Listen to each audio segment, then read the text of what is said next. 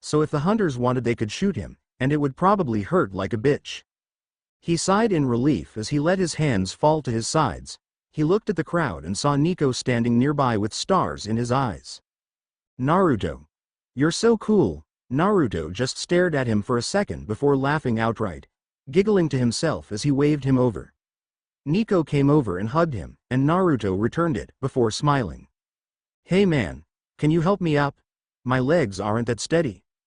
Nico laughed and struggled to lift him, and Naruto smiled at him. He really was a nice kid. He was about to shove himself up when he felt his other arm being grabbed and his weight being lifted.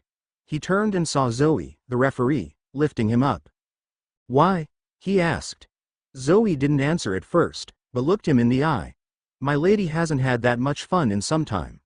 The Olympians can't actively fight each other, and many monsters hardly pose a challenge.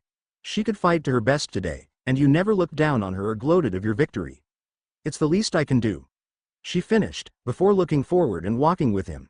She and Nico struggled to support him, and he chuckled at their expressions. After they got to Nico's tent, they sat Naruto on a bed, and he smiled at them gratefully. Thanks for the help, Nico. You too, Zoe. You may not be as bad as I thought you were. She snorted, likewise. Naruto grinned evilly. You know those weights I dropped? She nodded, confused by his grin. Do you think you could? I don't know. See if Grover can lift them. She glared at him. Do you doubt that I could? Did she not realize he was setting up a prank for him? Naruto shook his head. No, but that would be funny. She glared at him. I'll be back. Or she could willingly be pranked by him. Either one works. She stormed out of the tent, and Naruto giggled. Hey Nico, watch her. It'll be hilarious. Nico poked his head out, while Naruto dragged himself across the floor and put his head out. Zoe had just gotten to his weights, and gave an experimental tug on his weights, finding that they were in fact heavy. Naruto and Nico giggled as they saw her crouch low and try to lift it with both hands. She managed to get the first few plates off the ground, but they fell back with a thud. She glared at the weights, before glancing back at the tent and seeing Naruto and Nico staring at her, their cheeks puffed out with laughter. She glared at them, before trying again. And again. And again. Eventually, 2 or 3 hunters managed to pick up a leg weight, and carry it over to where Naruto was laying down. They grinned at him before dropping it on his back, taking satisfaction at hearing his breath woof out of his lungs. They laughed, but when they saw Naruto's grin, they stopped. I do believe I had 2 weights, he said innocently, and they paled and glared at him, looking over and seeing that there was indeed 1 more weight in a little crater, and groaned. 2 more hunters later, and Naruto had both weights on his back, though he never stopped laughing. They glared at him in embarrassment, but they couldn't seem to stay mad at him. His laughter was just so infectious.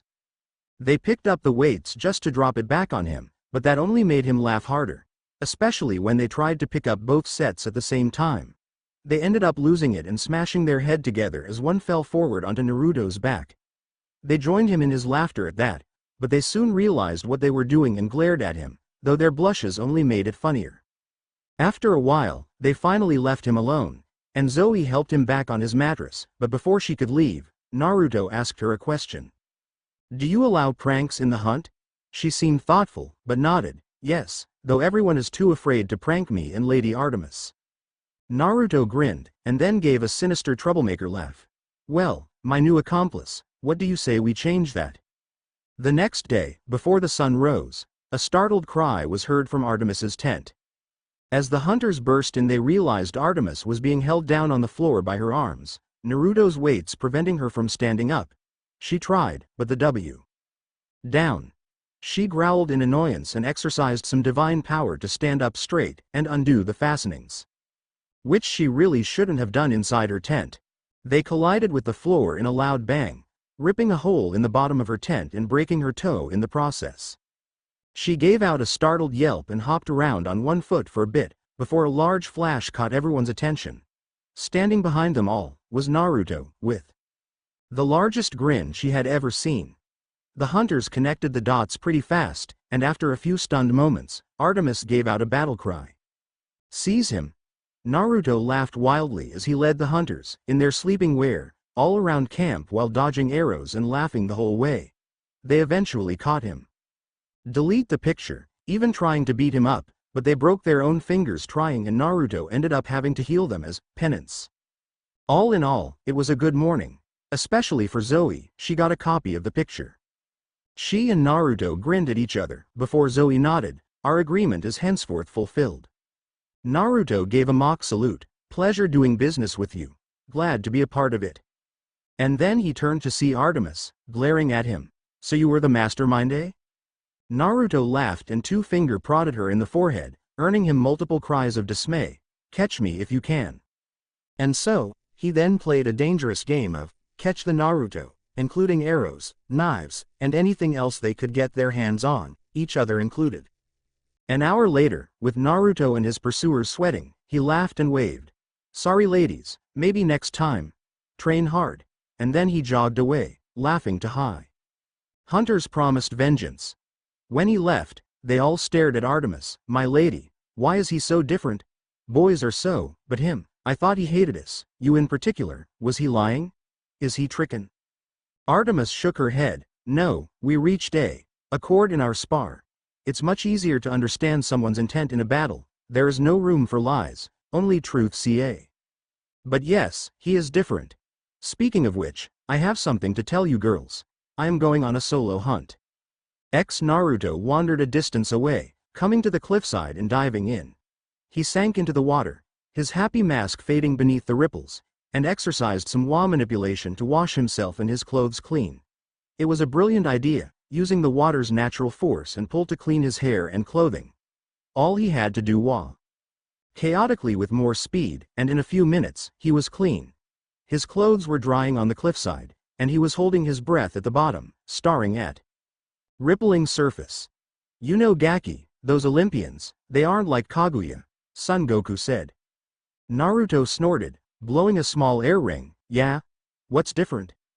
"She was more human. Sure, she was an ass in the beginning, but her blade held no lies. She is looking out for the girl's best interests. And not caring what damage she leaves behind. Gaki, listen to me, damn it.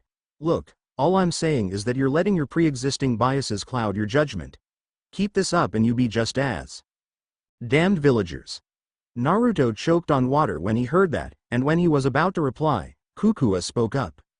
"You are being unreasonable, something I will not allow in my Jinchuriki.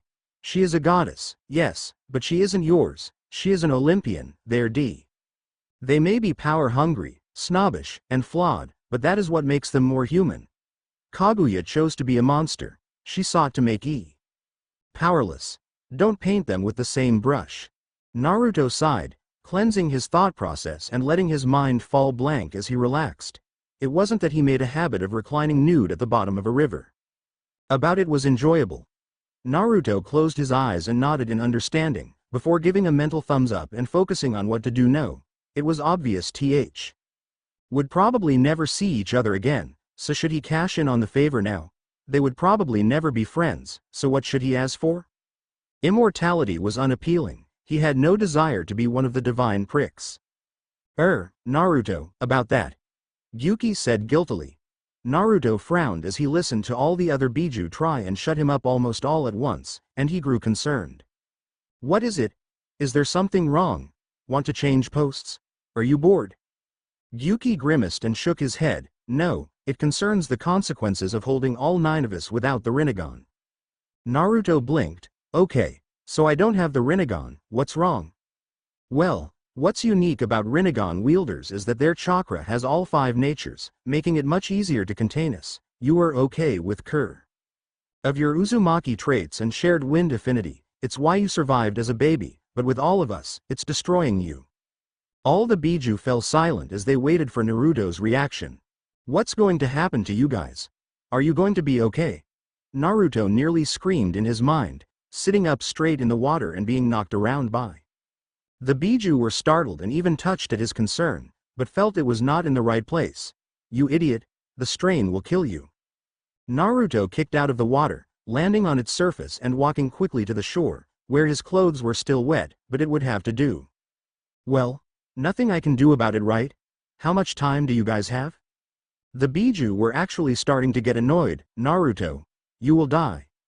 Naruto sighed. "I was always meant to die." Twitch. The Biju were agape at that statement. I wasn't supposed to live very long, that's the fate of all Jinchuriki, slaves to the village until the power inside them burns them from the inside out. I knew I was G. I knew that having all of you inside me would hasten the process. Naruto grinned at the sky, looking up as he put on his shirt. But it's worth it. I know how much you guys have suffered at the hands of other shinobi, I figured you much time, I could give you a chance to be free of that pain for a while. I don't regret a thing. The Biju were silent for a long time after that, before all of them cut their links with him to talk amongst themselves. Naruto sighed at being kept out of the loop. They didn't do anything stupid, like leaving his body in this new world. Naruto finished getting dressed and channeled some wind chakra around his body to whip around his form and dried him fairly quickly. Naruto smiled at their cons. He would always believe that their lives came before his, that was how this would work, now and always. Naruto did some basic stretches and started climbing up the cliff, walking slowly as he thought. He knew that he was eventually going to burn out, having multiple monsters inside you would do that to anyone. The only reason he was alive right now was the seal his father gave him as a child, helping him deal with the load in back. However, having several chakra natures inside him that constantly flowed though him was eroding his coils and pathways. Pretty soon, he wouldn't be able to. And most likely die as it was essentially his life force. Naruto sighed as he reached the top and climbed over, glancing around to see if he missed anything. The hunters had packed up camp, and all of them were huddled in a group away from the other demigods, specifically males. He saw Nico standing next to Percy, with a look of confusion at her silver clothes. Naruto sighed as he jumped high into the air, arching over the distance between them and landed with a quiet thud with a small cloud of dust. The hunters aimed weapons, but seeing him they slowly put them away. Naruto raised an eyebrow and nodded appreciatively, before turning and walking to Nico, who ran forward in Naruto with greetings. Naruto only chuckled at his enthusiasm and walked Nico back over to the small group, who were looking thankful that he wasn't shot full of arrows. Naruto only SM. Before standing between them and the hunters to ensure that any arrows flung at them, he would intercept first. The hunters noticed his posture and a few looked, while others respected his defense as a sign he took them seriously. Artemis walked forward from the trees and towards her hunters, before speaking a few words and all of them bowing their heads in acknowledgement. Then she turned, looking incredibly reluctant, and waved him over. Naruto frowned, before a smile crossed his face and he shook his head. Then waved her over to him. Artemis looked like she had seen a ghost as the rest of the hunters weren't sure to glare at the boy, or laugh at their lady's expression. She waved him over with annoyance, and Naruto responded with an even larger smile, and a mimic of her movements. She looked ready to pop a gasket as she turned red, but then her and she started walking forward. She took one step, and then waved him over again, like she was dealing with a child. Naruto only grinned with faintly shaking shoulders, before taking one step and waving her over to him. She just sighed and resolved herself, before walking forward, and Naruto mimicking her movements. Eventually, they met in the center, Naruto staring at the god. Amusement. Hey, glad to see you healed up this morning. She grew a tick mark, but shook it off, as immortals heal very quickly from almost any injury, even fatal blows. Naruto looked confused for a moment. I thought immortals couldn't be fatally wounded as you can't actually die, is immortality different here? She looked at him like he was an idiot, before realization flashed. Oh, I suppose you're right, it's not a fatal injury if you survive it, is it? Naruto grinned. Well, that aside, I believe we have things to discuss. She nodded. Glad he caught on. Yes, the hunters are tagging along back to your camp. I would like to ask that, as you bear no attachment to any other Olympian. Them stay out of trouble. There was a unanimous cry of dismay from her hunters, but she silenced them with a look that Naruto couldn't see. Naruto laughed. What? Surely they have been there before. What's the problem? Wait, let me guess. The last time they were there, they ended up, damaging. That bothered them. You want me to run interference? What about Talia? Or Chiron? Talia carries weight in the camp as a daughter of Zeus, and she is a girl. Leader of the camp, can't he just tell everyone to stay clear of them? Why me? Artemis sighed in annoyance. There is animosity between the hunters and the campers, so while they would be the best choice, their personal feelings might lie. Naruto frowned. You really don't trust men at all, do you? Artemis looked at him like he was an idiot. Yes, they lie, steal, kill, abuse and torture, manipulate and are driven by their sexual needs. They cannot be trusted. Maidens. Naruto looked at her like she was an idiot. Did you miss the fact that I am a boy?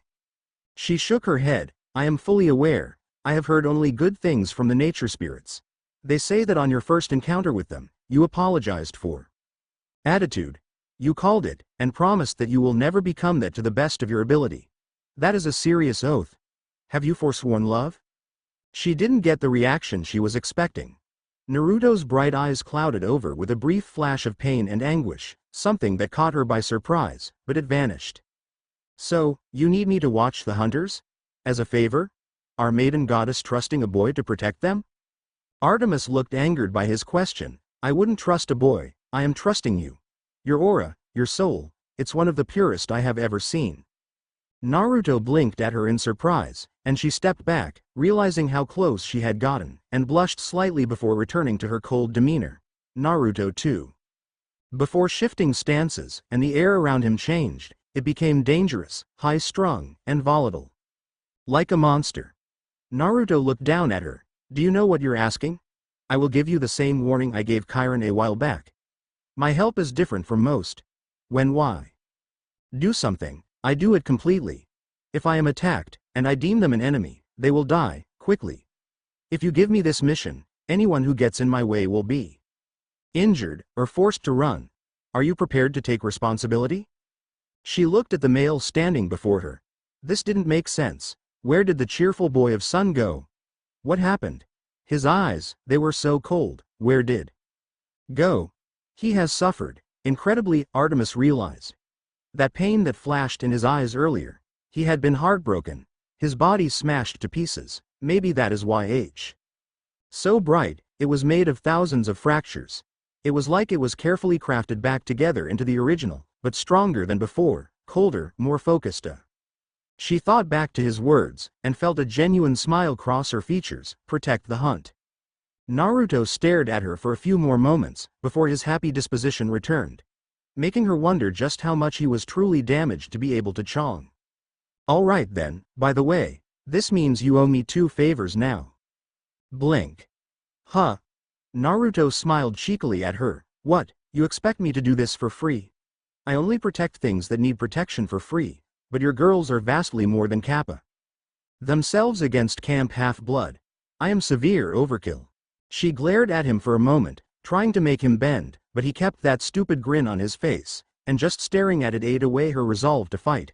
Her anger tension left her shoulders. Very well, as compensation, you will receive 1 favor from the hunt. Don't make us kill you afterwards, she said threateningly, trying to regain control of the racked her brain for reasons why her guard kept falling around him, but couldn't, so she resolved herself to keep it up at all times. Boys weren't to be trusted. Naruto watched her have her little internal war, and felt voices in his head snorting. You've always had this strange ability to make people trust you. If you weren't such a kind person, I could see you being a mainstream villain. Oh, you're back. How is your little private chat? Ignored. Naruto wasn't sure whether to smirk or get annoyed, so he settled for the default response. So, when are we heading out? She glared at him a bit more, before turning to the horizon. Any minute now. The hunters noticed where their goddess was staring, and all of them visibly paled. Naruto frowned, before turning to the goddess, who looked to be hating hers. Moon for brains, did you just make more trouble for me? She glared at Naruto before frowning. She resisted the urge to beat him up as she still needed him, and sighed. It's not that he has trouble, it's that he loves trouble. Annoying. She muttered, and Naruto lifted an eyebrow, before hearing a strange, humming or whirring noise. He looked up and saw the sun rising over the mound. Getting closer. Naruto frowned before entering battle stance. Son Goku, Matabi, fire incoming. I'm here, kitten. Bring them on. Naruto felt a small smile tug at the corners of his lips, before preparing himself. The sun kept getting closer and closer, and the heat grew to the point where Percy A water shield from his group's water bottles, and the hunters had to hide behind trees.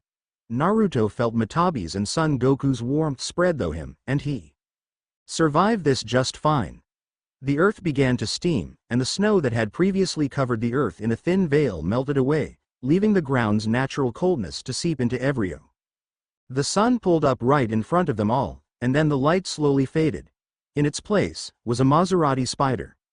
Naruto could see Percy staring at it in shock and awe, with desire in his eyes. Weird. Naruto focused back on the car. It was a red convertible, radiating so much heat it glowed. If he was honest, he knew that he didn't understand a thing about how worked, but decided that wasn't necessary. They were polluters and ran on natural resources. He was pretty sure he was faster than they were anyway. He watched as the driver hopped out of the two-seater vehicle with a megawatt smile, teeth so white it made him wonder if the sun was his dentist. He looked abo 18, with sandy blonde hair and some outdoorsy charm. He was dressed in jeans, loafers, and sleeveless t-shirt. Wow, Apollo is hot, Talia muttered. Percy looked at her strangely for a moment, but then snapped his fingers in understanding. Oh, I get it, he is the sun god, he said with a smile, and Talia only glared at him. That's not what I meant. Naruto chuckled at their little scuffle. Artemis scowled, but Apollo seemed to catch wind of it as well by his smirk, although he pretended he didn't. Little sister. Apollo waved dramatically as he rushed forward like a knight in shining armor. You don't call, you don't write, how am I supposed to know, my darling? Okay. Naruto stared at Apollo for a small amount of time, before turning to Artemis. I thought Dionysus was the god of theater, am I confused? Silence. Artemis stared at him wide-eyed for a moment, before swiftly turning away from him as her shoulders shook up and down. Apollo stared at her agape for a moment, turning to Naruto in awe. You just made Lil Sis laugh. How? Tell me your ways. Artemis rounded on him in an instant, slamming her foot into his chest and sending him flying back into his Maserati. I'm not laughing, and I am not your little sister, we are twins. Yeah, but I was born first, Apollo said proudly with his thumb jutted out pointing at his chest. Artemis growled even more and glared at him. We are twins. How many millennia do we have to have the same stupid argue, she seethed. So what's up? He cut her off. I see you got the girls with you. You guys need some tips on archery. Artemis growled and looked ready to pummel him again, but Naruto only chuckled. They both turned to him in explanation and he laughed dryly. Their aim is already frighteningly accurate. If their accuracy got any truer, mankind would be in dire straits. Apollo laughed loudly while Artemis stared at him, thankful for the praise, but annoyed that he prevented her from beating on her idiot brother. Apollo looked up at Naruto with small praise. You're all right, kid, who are ya? Naruto grinned, as of right now, temporary guardian of the hunt. Silence. Artemis stared at him in horror while Apollo stared at him with his jaw so low it was shoveling melted snow. What did you just say? Boy. Don't carelessly throw that title around. You are not the guardian of the hunt. Naruto frowned at her. Is that not what you just asked me to do? Artemis glared at him in embarrassment. No, I asked you to watch out for them. Naruto tilted his head to the side. Is that not what a guardian does? Artemis shook with embarrassment and anger, her face red with annoyance, and Apollo only watched in awe at the emotions his sister was displaying. Who the hell? Gaki. What's your name? Apollo asked in partial reverence. Naruto twitched at the nickname, and pain and anger flashed through his eyes briefly, before his cold resurfaced. Name is Naruto, not Gaki, do not call me that again. Apollo shivered at the aura, and Artemis looked almost glad that this side of him was back. What the hell is going on here?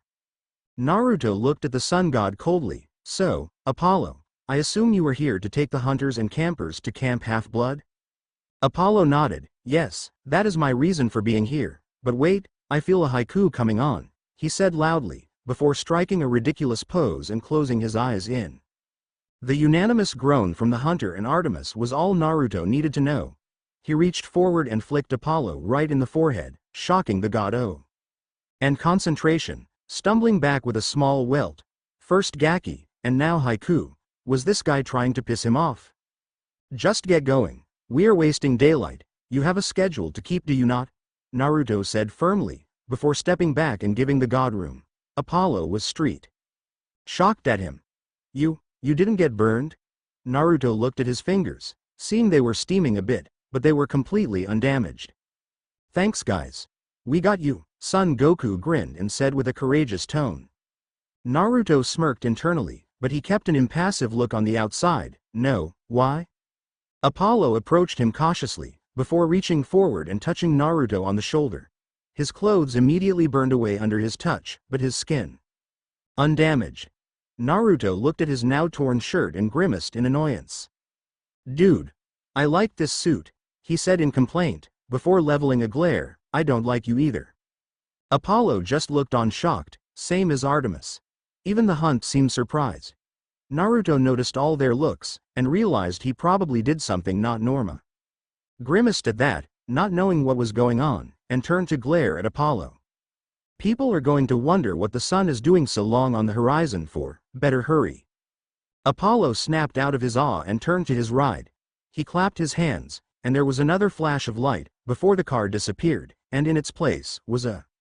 Naruto thought it was a bus, but it looked so modified, he wasn't sure if it could be considered one. Naruto turned to the Hunt and rocked his head at the bus.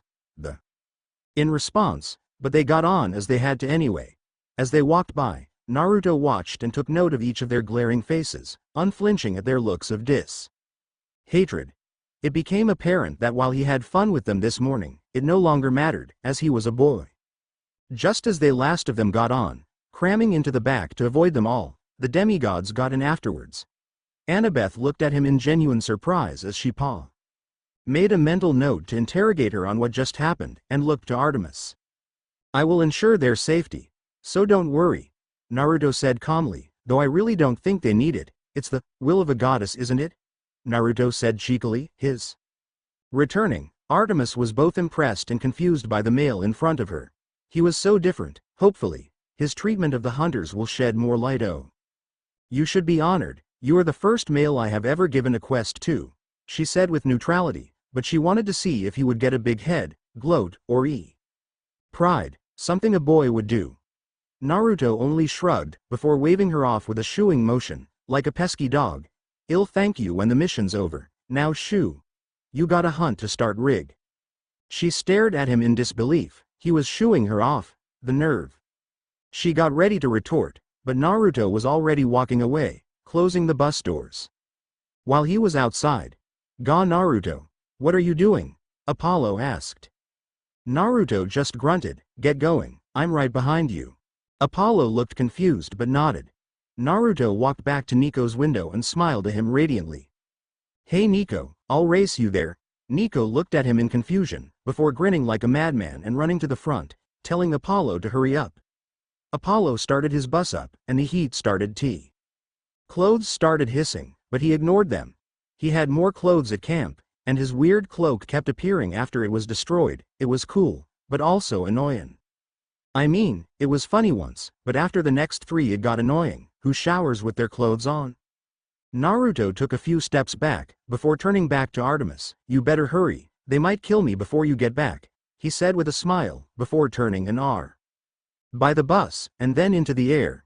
You could hear Nico's cheers of glee and his pestering of Apollo as they took off and followed him.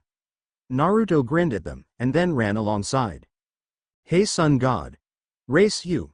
One favor to the winner, Naruto said with a massive grin, earning him a chuckle from the challenged god. Bring it, Apollo shouted with humor, before flooring it and shooting ahead. Naruto laughed and speed up with him, keeping pace, before slowly pulling ahead, in a blur as he raced on the air. The hunters looked at him in disbelief as he kept pace with the sun. Naruto laughed at their expressions and started running a rune spiral, swooping under and appearing on the other side, before running over the top of them and coming back. He loved running on air, it made him feel untouchable. Was tiring pretty quick, it was way too fun to quit now. He saw Apollo's impressed looks, and nodded. I can't go full speed, it'll kill anyone in here with me when the heat rises, he said sadly, and Naruto grinned. Looks like I win. Apollo just shook his head. Sure, Naruto grinned, before running to the door and jumping on, opening it and stepping in quickly, before closing it just as fast. When he made contact with the floor, hit him, and laughed tiredly. Before sinking to the floor, he was immediately jumped by Nico, who was laughing like crazy. "You're so cool," he said excitedly. "You're like Zeus, total superhero." Naruto snorted, and Apollo looked at him in realization. "Oh, you're one of Zeus's brats, eh?" Naruto shook his head tiredly. "I don't know what it is, but everyone has such a hard time believing that I am completely mortal." Apollo nearly had a heart attack as he looked at Naruto incredulously. "What? No." Naruto grimaced. "See? Nobody believes me." Nico giggled and pulled on Naruto's cloak, pulling him up and walking him back. Naruto took a seat a few spaces back, sitting in between the campers and the Hun. He had a mission. Naruto sighed and leaned back in his chair, Nico sitting next to him and pelting him with questions. Naruto only smiled and rough-housed with him a bit, before resting his eyes. "Gimme a minute, I gotta recharge. Girls, if you're gonna kill me, do it now, cause once we get there, I'm gonna be shadowing you everywhere, and if you think why." Naruto turned to them with a feral grin, a gleam in his eye. "No, I have never failed a mission since I came here, and I don't intend to start now." The girls stared at him for a moment, before scoffing. "If we truly wanted to evade you, you would stand no chance." Naruto's grin only grew wider, and then he turned back, smiling with his eyes closed. "Then try your best. I swore to Artemis I would ensure the safety of each of Y. Returned. Just try and ditch me, it'll be more fun than simply watching you from the shadows." They looked a little nervous at that, but a few of them grinned. That sounded like a challenge to them. A few had seen the massive power he could wield and found prey to hunt. If he wanted to play, then like all the other boys, he will be put down. "Hey Talia, want to drive? You're a daughter of Zeus, right? You're in your domain, you can't let this opportunity pass you by?" Oh shit. It's times like these that he was happy he received basic shinobi training. Talia, as it was apparently unknown, was deathly afraid of heights. Yeah, a daughter of Zeus, it caught everyone by surprise too. So, while she was crushing the steering wheel under her death grip of fear, Naruto was standing on the ceiling. He darted about quickly, catching and returning the hunters to the back while keeping the other demigods on the other side of him. If the two impacted, he had a sinking feeling the boys would lose their evolutionary purpose and the women, well, he didn't know, but he felt the mystery was better than the answer.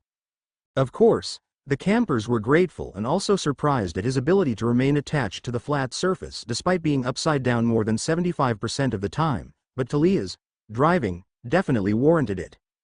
Since taking up his post, he had caught and prevented 14 major injuries, and a few lives from being lost. On the steep inclines, he had to jump out of a window more than once to save a hunter who wasn't prepared.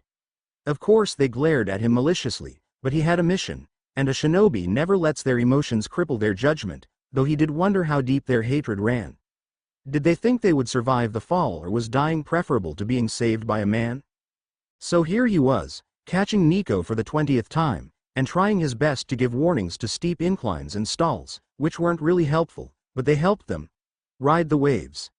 Jackson handled it pretty well, so it only solidified Naruto's opinion. But eventually, all things come to an end. Naruto was seriously starting to wonder if he should just anchor everyone to their seats with an earth jutsu, or maybe knock them out and stuff them under the seats. He walked forward hurriedly, before touching Talia on the shoulder to reassure her. And then Talia hit him with a bolt of lightning.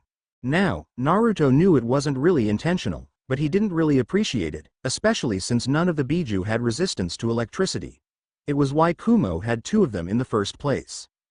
But his patience had run out. Naruto stormed forward, before walking to the driver's seat and waving her attention. She looked at him with wild eyes. He resisted the need to flinch and smiled at her kindly. "Hey Talia, it's okay, give me a moment and you will be fine, I'll take over." Before Apollo could say anything, Naruto opened the door of the sun, and hopped out, falling briefly, before running up and catching them swiftly. He disappeared for a moment, and then the waves stopped. Talia was still pale as paper, but when she tugged the controls, she noticed they weren't responding, and that they were headed on a straight course without any bumps. She wasn't sure if she should be happy or not at that. Apollo also seemed confused. The sun can't break, so what was happening? No way. The sun god walked to the center of the bus, before opening the floor panel for an emergency escape, and lo and behold, he saw Naruto.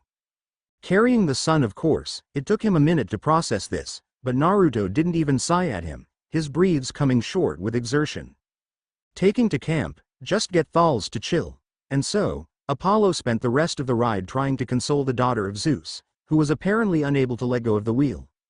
Percy and Annabeth went up with Apollo, though Percy hung back.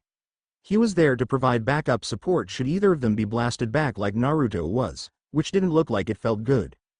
Grover, on the other hand, took advantage of the opportunity. He made a mental plea and vowed to immediately apologize to her and pray for forgiveness, before he got up and walked to the back of the bus. He couldn't help it, the hunters were right there. He was a healthy young satyr. Grover approached them with stars in his eyes, and a small amount of drool pooling out of his mouth. A hunter stepped forward, before the hunters had their minds blown. They didn't know her. The girls smirked at their expressions, before a plume of smoke covered her from view, and in her place was Naruto, a dangerous look in his eyes. Grover, I do believe the boss told you to keep your pants on and tight, and keep your furry ass far from the girls. Have you forgotten already? The girls were flabbergasted at this. Naruto. How the hell was he here if he was holding up the sun? Was he a god? It would make sense. Only divine beings can be in two places at once, but he was mortal. Grover, on the other hand, was thinking the same thought over and over again. I'm dead, I'm dead, I'm dead, I'm dead, I'm dead. Yes, you are, Naruto said, as if reading his thoughts, and Grover fainted. Well, that was fast, Naruto said dryly, before turning to the girls. Sorry boss couldn't do that in person, but he is currently running through the air with the sun in his hands. The girls stared at him in horror. You were a girl. Naruto frowned. Well, I guess it would be better to explain it to you rather than let you think in the dark. Please listen carefully, and I'd like to ask you don't share this information with anyone, or, well, I'll have to kill you and everyone you tell, no exceptions. The girls flinched at that, before glaring at him defiantly, to which he smiled in response. Good, now, let me start. He clapped his hands together, and he was enveloped in a small cloud of smoke, before the girl from before was standing before them again. The girls were honestly surprised at this technique. One of the braver ones even reached up and grabbed her, giving her rather well-endowed breast a good squeeze. Naruto flinched at the contact, and a small blush made its way onto her features. And you call men perverts? She said in a feminine voice. They only looked at him in shock. It's real, Naruto sighed, which he realized he was doing a lot lately. Well, yes and no. Yes, they're there, but no, they aren't real. They looked confused at that, and the imposter huntress rubbed her nose cutely. Well, first off, I am not actually boss, or Naruto. I am a clone created from his life force. I guess you could call me a temporary split personality. I am him, but he is not me. Boss has the ability to augment his life force to accomplish incredible abilities, and as such, here I am, and that is why I can appear like this. By augmenting the power he used to create me, I can change form. The girls stared at him in awe, and then horror. I bet you used this for lecherous intent. Naruto immediately turned to the girl with a powerful stare. No, would you like to know why? They glared at him, disbelief evident, but said nothing. Naruto sighed, because I know, partially, of how you feel. They looked completely insulted, and Naruto held up a feminine hand. I wanted to experience it. I wanted to understand both sides of the story, so boss transformed himself into a woman for a month, and lived as one in that time, and he was horrified with what he found. Perverts, rapists, thieves, molesters, playboys, pedophiles, men in general didn't seem to take him as an equal. If it wasn't for his training and abilities, he would have been looked down upon the entire month he gave himself. The stares, the expectations, the standards, it was like he had this massive social test he took every day. He was horrified that it was like this for everyday life, and so, he created 10,000 clones, like me, and sent them out across the world, transforming into foreign beauties to see if there was a safe place, anywhere. Naruto's aura darkened as he returned to his natural form in a puff of smoke, and looked at them sadly, and they were very few and far between.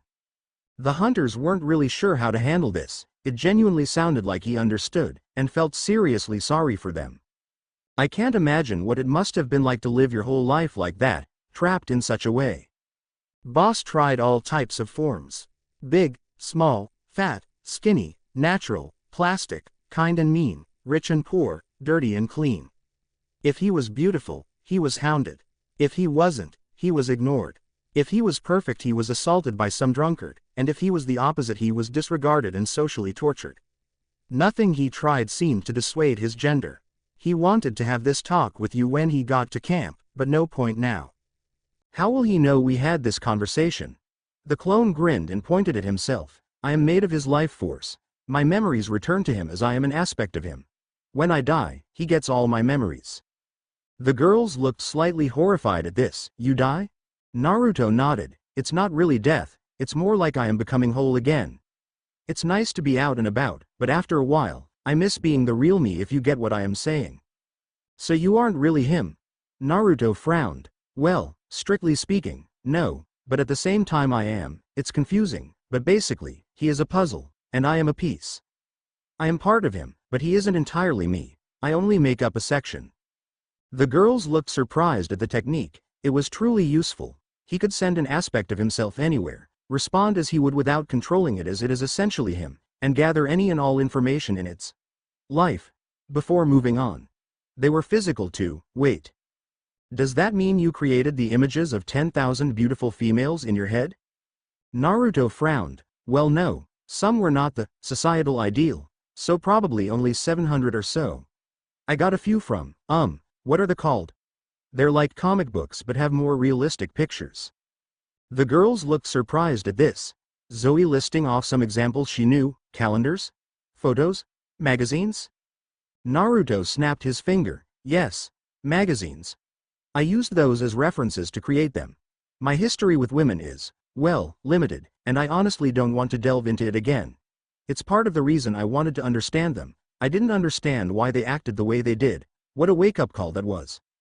Naruto muttered, and the hunters looked at each other for a few moments, a silent discussion ensuing. Naruto looked at them before hearing the demigods coming back. Sorry for this, but I am going to have to hide amongst you again. I'd hate to have my secrets spilled so soon. You can try to beat me up later. Naruto then transformed back into a girl, though this time with a smaller chest so she could squeeze in, and smiled at them all, before whispering. It's just till the end of the ride. After that, I'm gone. If you want to talk to boss, he will get all my memories when I dispel, so don't worry, thanks. The hunters shifted away from him, and he gave an expression of mock hurt, while some were in deep thought. Maybe that was why he got along so well with Artemis, because he truly understood. Because he actually experienced it, and realized why they swore their oaths. Maybe he wasn't so bad. They all looked at each other in question, and then decided unanimously. But he is still a male, and they cannot be trusted. Wait to reaffirm his story, before even thinking of considering him an ally, much less trusting him. The rest of the ride went by pretty quick. The Naruto clone had her eyes closed, a faint smile, and the hunters stared at her the whole way. They arrived at Camp Half-Blood, and there was a loud banging on the floor. Apollo opened the space, and saw Naruto sweating enough to classify as a rainstorm. Apollo, I won't be able to set this down gently. If you want to take over, you can. Apollo looked at him, before smiling innocently, and sweating nervously. About that, Taliah can't let go of the wheel. Naruto paled. What? I'm gonna die here. Apollo looked at him nervously, before giving him a thumbs up. I believe in you. And then shutting the floor escape in his face.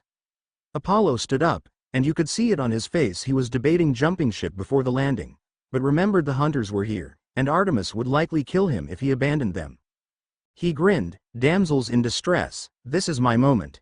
He walked forward with a purpose, a giant smile his face, no doubt preparing a courageous speech to Taliah to assure her that he was the man for the job, and some other bogus stereotype. But he really should have learned from Naruto's example. Taliah released another shock, and it sent Apollo rocketing back. Naruto's clone jumped in the way, taking the hit while running interference, but he had quite the momentum behind him, and while it did slow him down, it didn't stop him. The clone looked at them nervously as it fell to the floor. Sorry, that cost the rest of my energy, good luck. Pop, and so, the clones vanished in a puff of smoke. They all turned Apollo, seeing him touching 3 maidens to catch himself. Glares. Nervous laugh, and then screams of terror.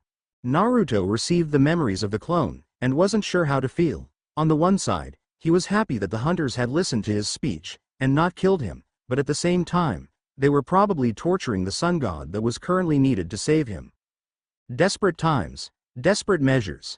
Shukaku, sand armor needs some mega reinforcement.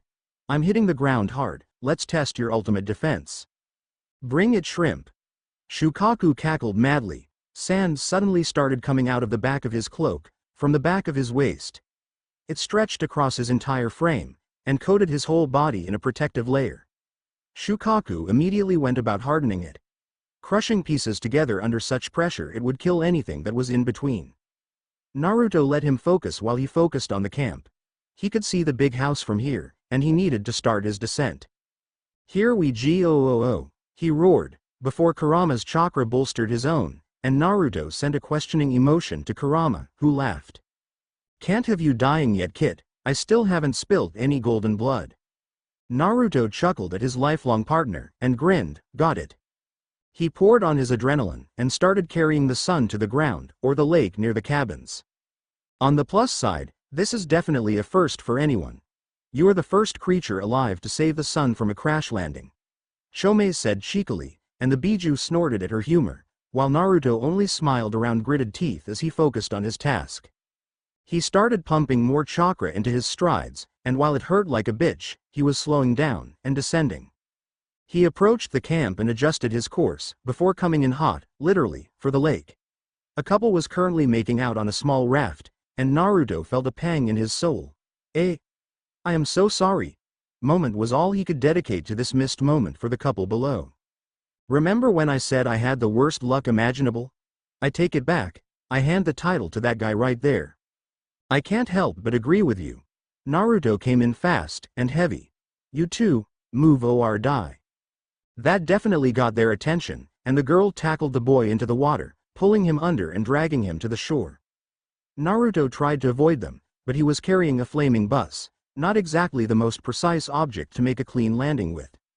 Naruto gave a roar of defiance, and touched down on the lake, skidding across its surface as Isobu pumped chakra and helped control, Kukua and Chome backing him up with control and fortification. Matabi cheered him on while Son Goku went on about how manly he was right then. Seiken was trying to keep Shukaku from removing the sand armor at the side of the water, and Gyuki was watching this whole thing go on, wishing he could use a camera. Naruto eventually realized he wasn't going to make it, and roared up at the bus, Jackson. He would have to thank the guy later.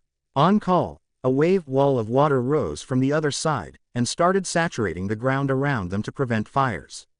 Naruto then abandoned the previous plan, and slid to the back of the bus, before sinking underwater for more traction, and pulled. The bus lurched, and eventually stopped, pulling to a halt near the banks of the lake.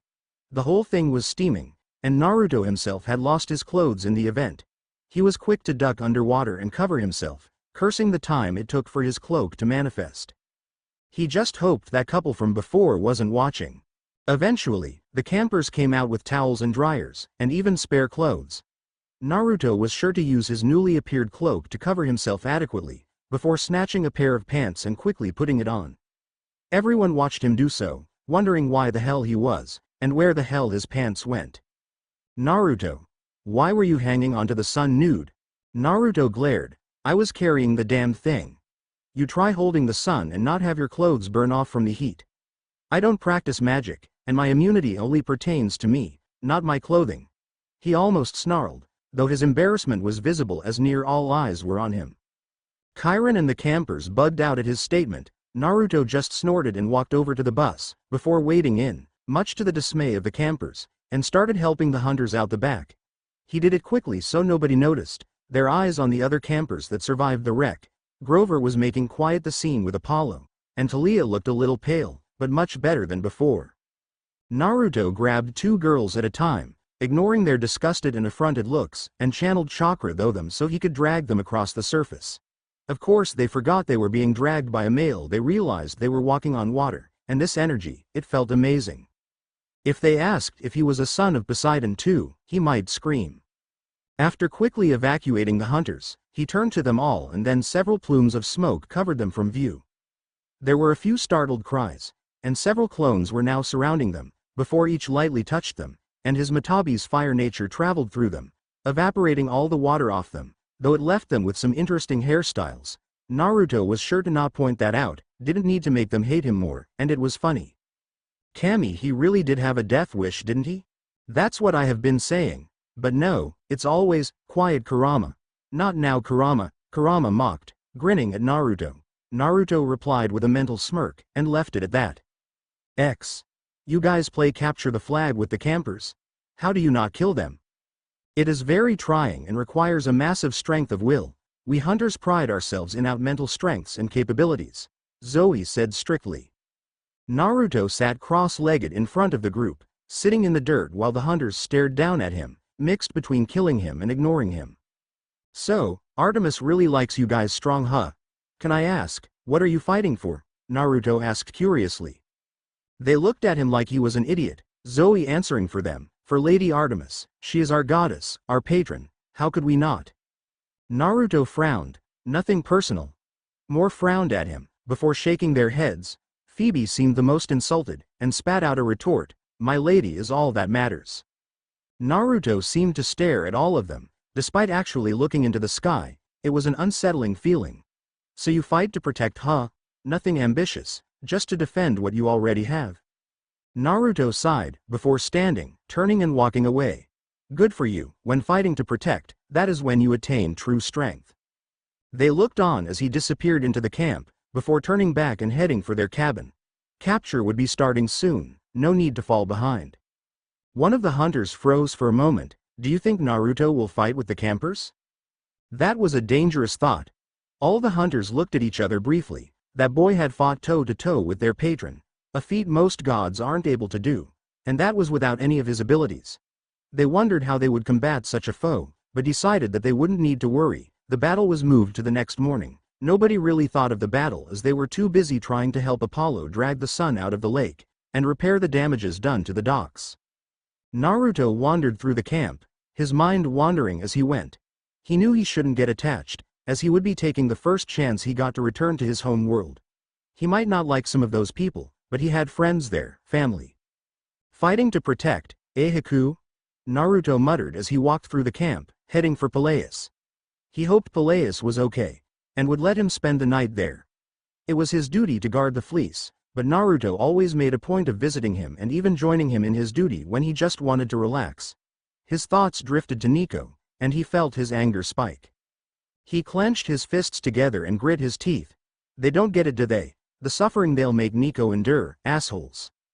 Yes, kitten, they don't care. To them, men are monsters. Who cares about hurting monsters?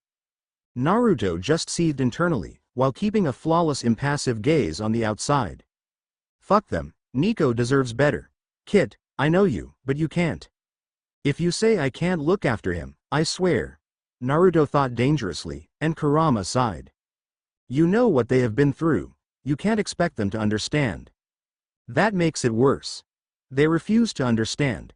They tear apart the hearts of anyone that they don't like, regardless. I will never forgive that. To make someone have to bear the pain of being alone, condemning others for making them feel the same, that is hypocritical in its truest form, it's unforgivable. He wandered at a leisurely pace, not really paying attention to his surroundings, when a cluster of girls ran into him when they were turning the corner. Naruto immediately caught the few that collided with him, and immediately set them back straight, before giving a swift apology and continued his walk. The girls looked flabbergasted and the campers all around rolled their eyes. The Aphrodite campers really didn't give up. This was around their 11th attempt, and they had yet to even be noticed. Little did they know, not just the campers were watching, and an age-old rivalry only had more fuel added to the fire. Dinner was always a pretty loud event, and Naruto usually didn't attend. He preferred to simply take his plate and leave. People had tried to tell him it was rude, but he shrugged it off. It's his blessings and thanks. He should give them to who he wants to. But not tonight. Naruto had a mission, and as much as it bothered him, he needed to complete it, even if he really didn't want to. Naruto, despite popular protest, elected to sit on the floor, resting his back against a pillar on the outskirts. He received multiple invitations to join cabin tables. The children of Aphrodite were very persistent, but refused. He couldn't afford to get attached. His goal was to leave this place. He didn't belong here, not in this world, or amongst its people. He always stayed aware of the Artemis table, watching over it and occasionally sending bursts of ki at approaching people. He spared the little girls, but he gave the boys a small to large amount depending on their age. They were the ones at risk. Better learn to fear them now before you become permanently damaged. He hadn't actually had to stop any actual confrontations, but seeing as the Aphrodite cabin stood up unanimously all of a sudden, he knew it was better to stand in the way than at the sidelines. He groaned in annoyance, before standing up and walking towards them in tandem with the Aphrodite cabin. Just as they clashed, Naruto was standing right in front of the hunters, staring at them with his crystal chips of blue. "Oh hey, is there something you needed?" he asked, projecting his aura to tell them that he knew exactly what they were doing, and was giving them an out. The girls seemed to blush at this. Some looked at him with mixed looks he didn't even want to decipher, and the guys were only looking at the hunters, one thing in their eyes. Disrespect. This wasn't going to be pretty. One of the boys tried to shove past Naruto, but Naruto only smiled and stuck his chakra to him, so when his shoulder slammed in, it stayed in place as Naruto smiled at him kindly, but everyone knew it was fake. "A little impatient, are we? Last time I checked the bathroom was the other way," Naruto said, flaring his ki to try and give the guy one last chance. "Nope. Where the hell is this rivalry coming from?" The boy seethed and wrenched free when Naruto released him, and just as he walked by, Naruto sighed, before the boy suddenly fell unconscious, collapsing to the floor with hardly a sound or movement, just a small grunt, and bam, instant KO. Nobody saw Naruto even move. "I'm sorry, but Artemis has given me a mission until she returns, and you know my policy, don't you?" he said with a sweet voice, but all the campers only stared in horror at the kid behind Naruto, who wasn't moving. Naruto snorted, before turning to the hunters and shrugging. With a strange look of glee and sadistic pleasure, two girls got a countdown, and Soccer Ball kicked the boy in the ribs and groin. He slid across the floor and stopped a few feet in front of the girls. "He was unaware, so I will pardon him this once. I would hate to kill any of you, so please don't approach the hunters for the duration of their stay. I go into a dangerous-sounding speech of the hell you'd face if you failed, but well, I don't think I need to write." A strong blast of ki. Unanimous nods. Big Naruto smile, thanks, before all the enthusiasm soon left his body as he took a step to the side, wandering back to the pillar and sliding down it. He took a few breaths, before closing his eyes and shaking his mental self. "Shukaku. Can you retract the sand armor? I appreciate it, but it's not needed right now, thanks a bunch." Shukaku grumbled about being unappreciated, and Naruto smothered his doubts with a promise to play tonight in his gate. All complaints ceased. Naruto let his legs splay out as he stared at the dimming sky, before resolving himself. He needed to, he couldn't put it off anymore, he just had to. "Read them." Naruto sighed, before turning to his back satchel and opening it. He withdrew his hands, and several pink letters with heart stamps were neatly stacked in his hand. The Artemis table widened their eyes in horror and watched as Naruto emotionlessly opened each, read through each one, and then combusted them with his hand.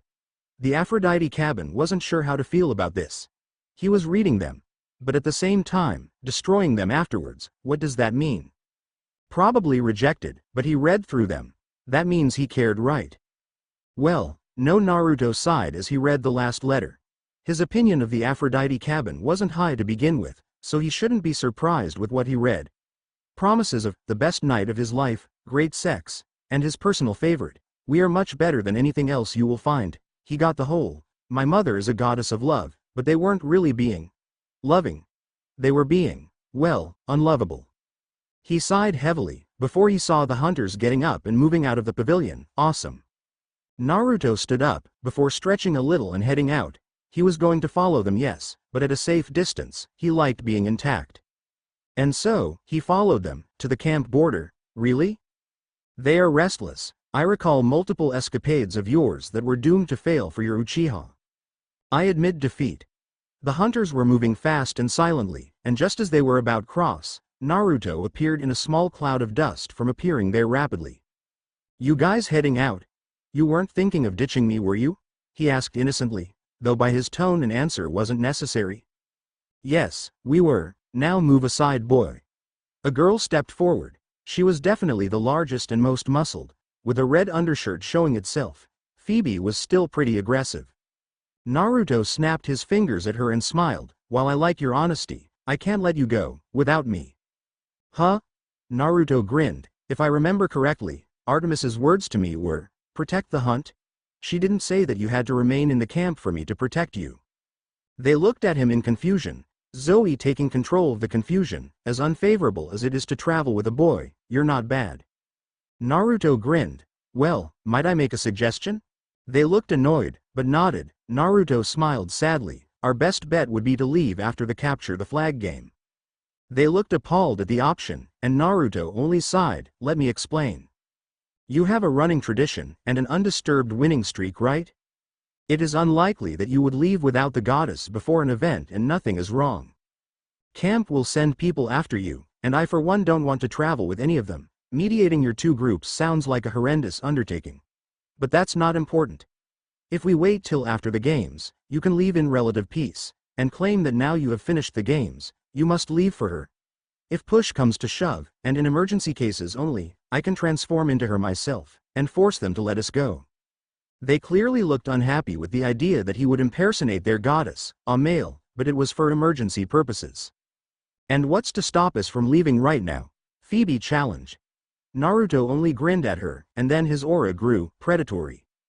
You cannot defeat me, so you would have to resolve to sneak past, and even if you somehow managed, well, let's just say hunting the hunt sounds quite fun, a world's first for sure. Naruto grinned dangerously. The hunters looked at him in disbelief that he could fend them all off successfully, and Naruto felt a light bulb go off. How about this?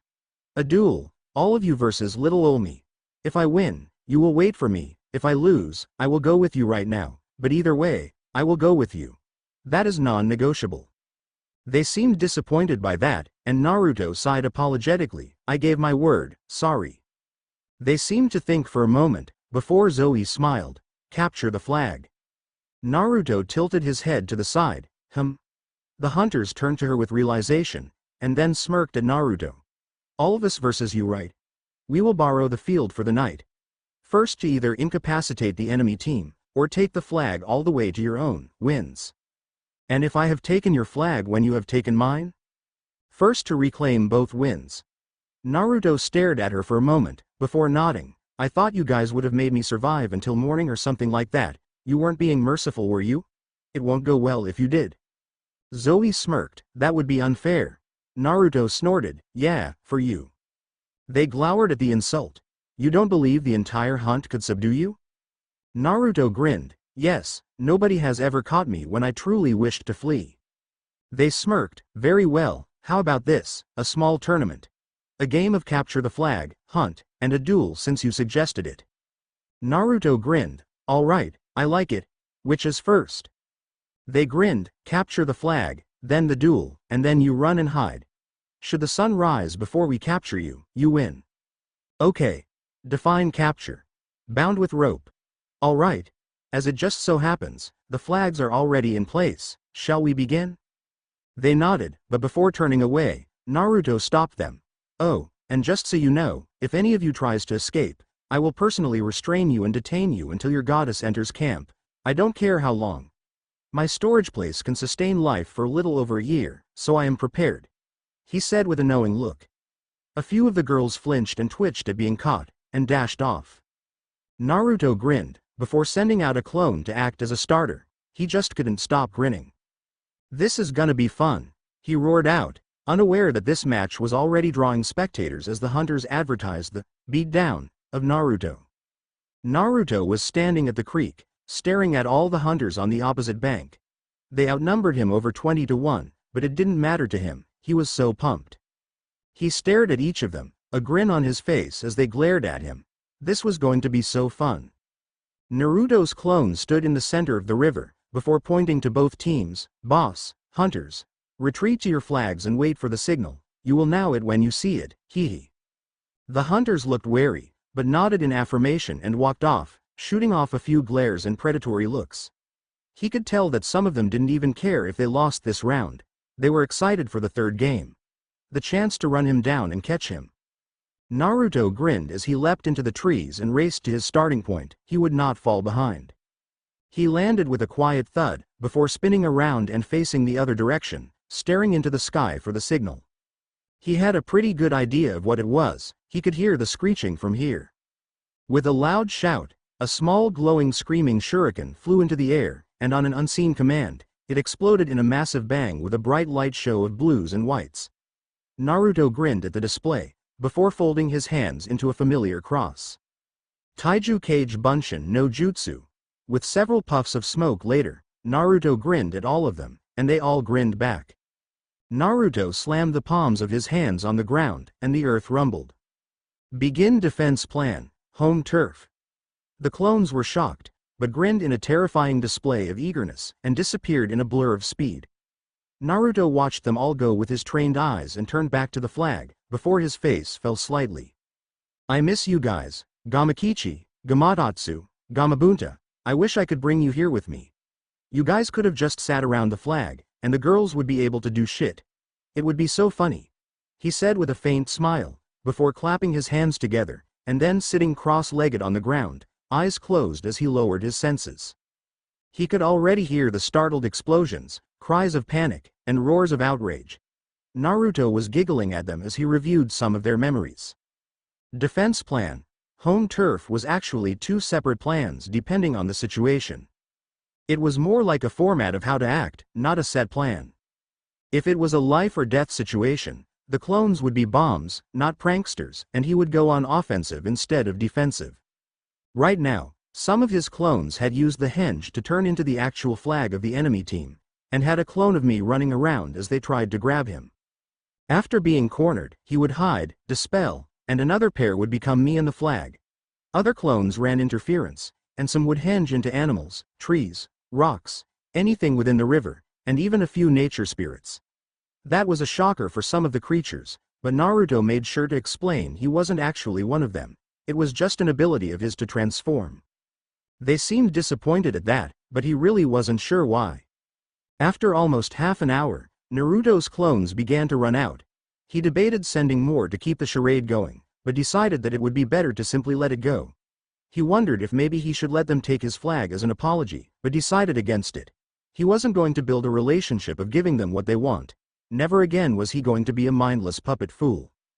Naruto rose to his feet, dusting off his pant legs as he stretched slightly. Just as he was about to touch his toes, a silver arrow came slicing through the trees, and Naruto, seemingly unaware, stretched in a way he dodged it. He smiled faintly as he could hear the growling from the hunters, and how the ones that were there started shooting more arrows at him, while one of the others were hissing that he would notice. Naruto walked to his flag and pulled on the cloth, stretching it out so he could look at the logo he was given. It wasn't a symbol of the camp as he wasn't a demigod, it was actually a circle, with the kanji for 1 through 9 written on the inside edge, and in the center was his Reaper death seal. Naruto was surprised that the flag had that, and wondered who made them. He would certainly need to question them on how they knew, and who else knew. Naruto whirled around and caught an arrow that would have severed his spine, and glanced around to see all the hunters were surrounding him, glaring at him. They probably realized that the flag I had was fake. I didn't know you could change into objects instead of people, Zoe said with grudging admiration. Naruto grinned.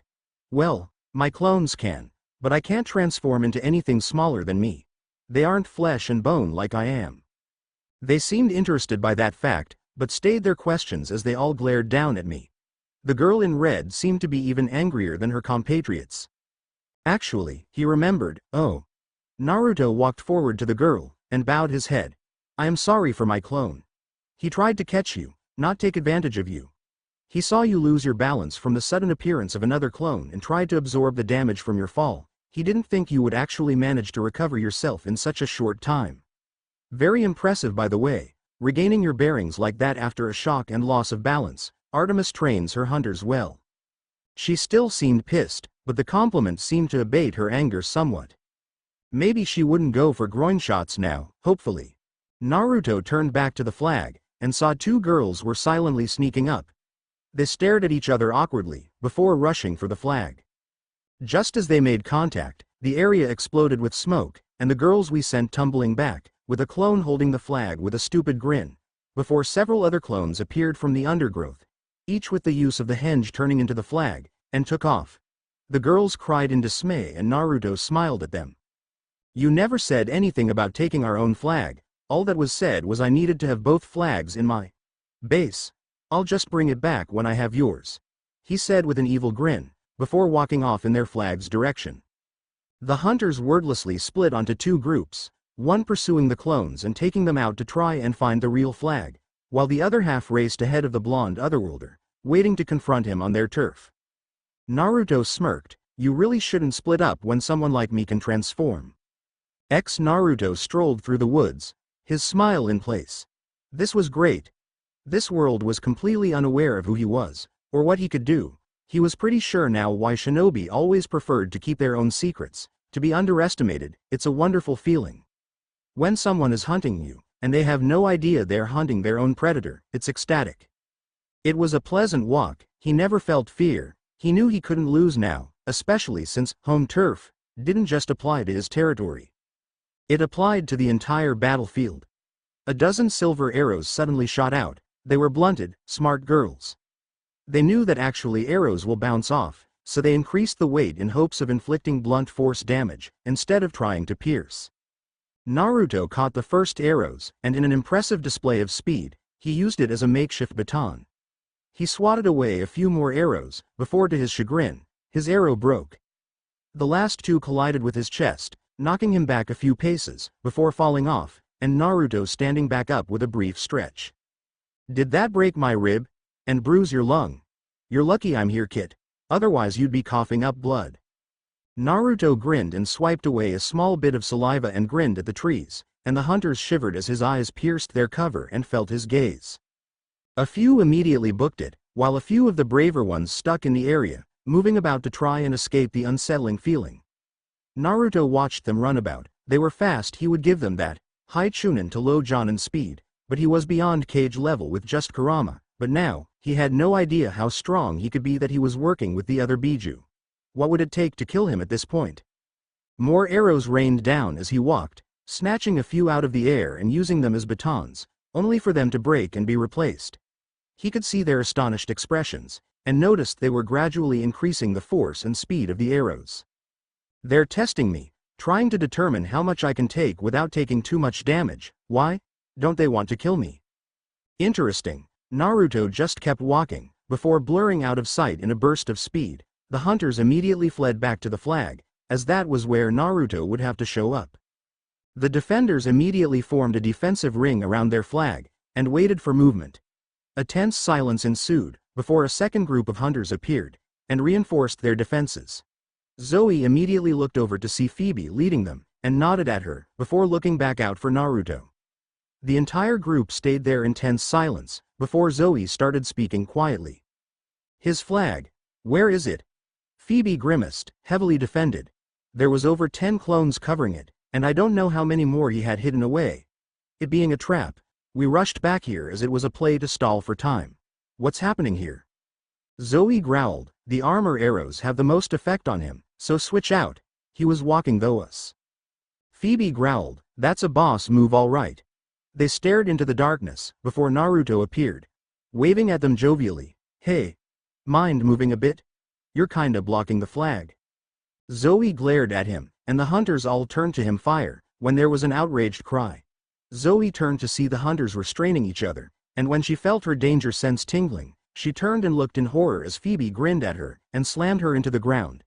Zoe felt the air leave her lungs and Phoebe capitalized on it.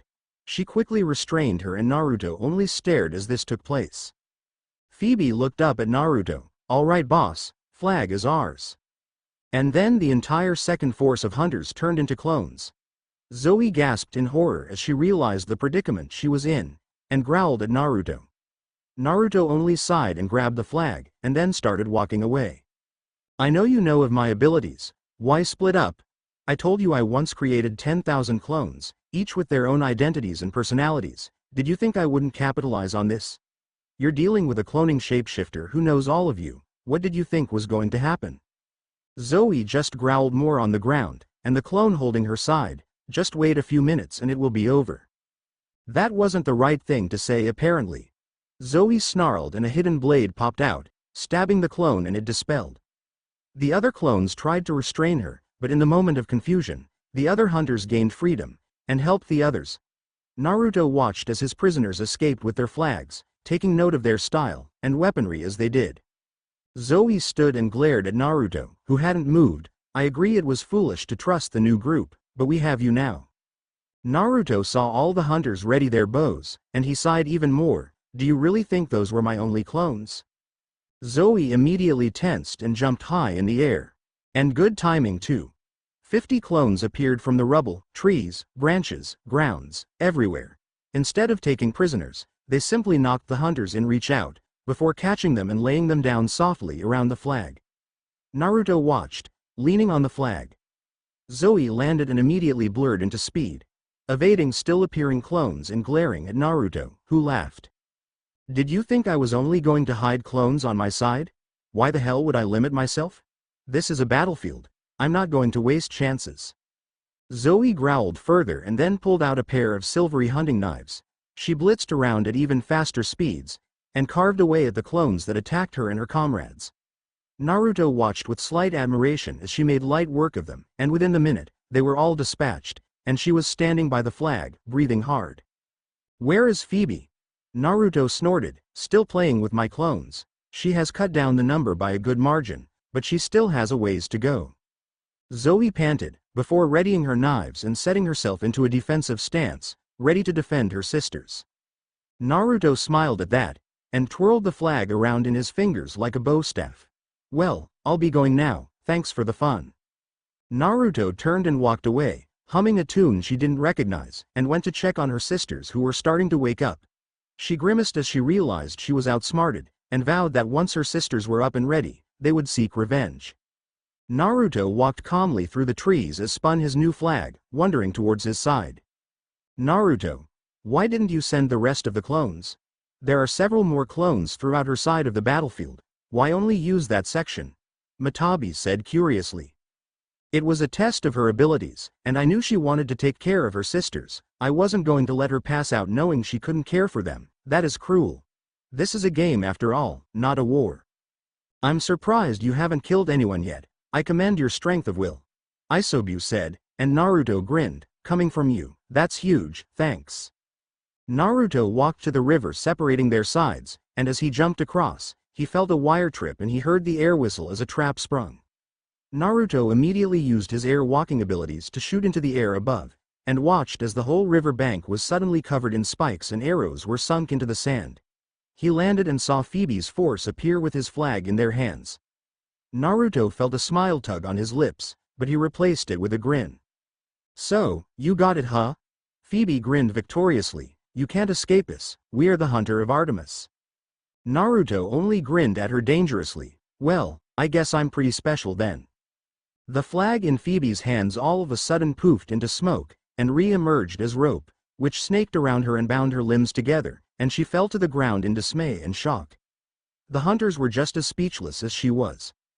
A clone of Naruto appeared behind Naruto and gave him his flag, and Naruto grinned.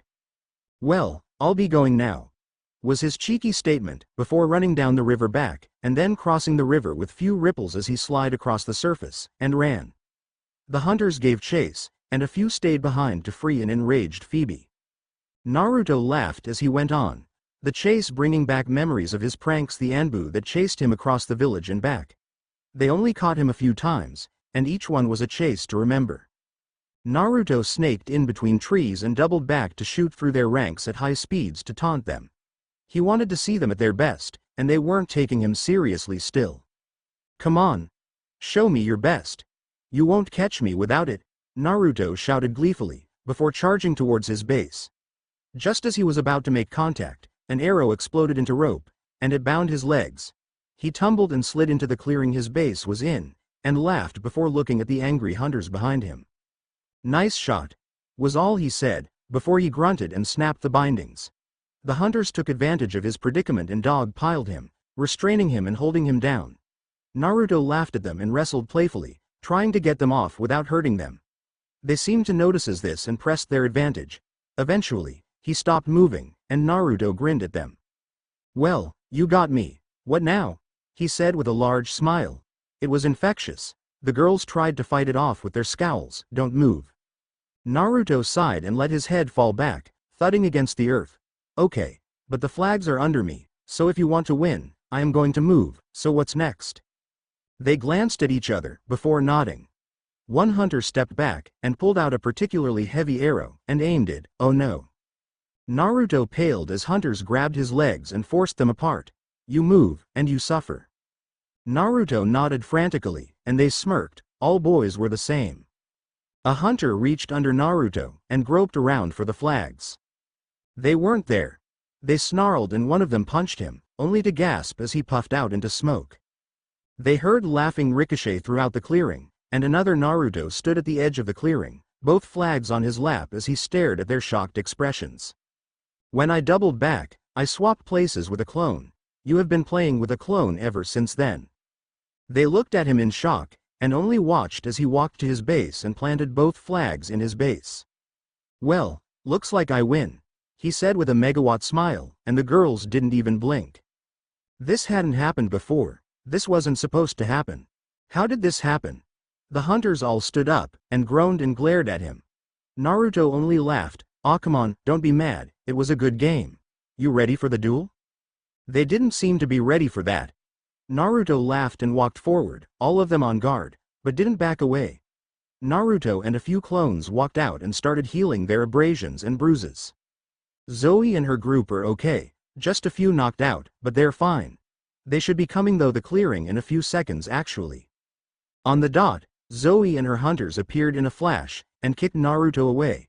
He skidded across the earth and pouted at them. For real? I was just healing them, geez. Zoe looked shocked at that, and then looked in astonishment as he had both flags in his base. She ground her teeth, but sighed in recognition. Well done, you have bested us this time, but never again. Naruto grinned at her cheekily. Oh, I don't know about that. The clones came forward again and tended to all their wounds. A few popped this weird food in their mouths, and they instantly looked better, wounds healing on their own. What was that? Naruto asked in astonishment. They were like soldier pills. Ambrosia, food of the gods. It has healing and restorative properties, but as we aren't fully gods, we can't have more than 2 squares, it would kill us when we burned up.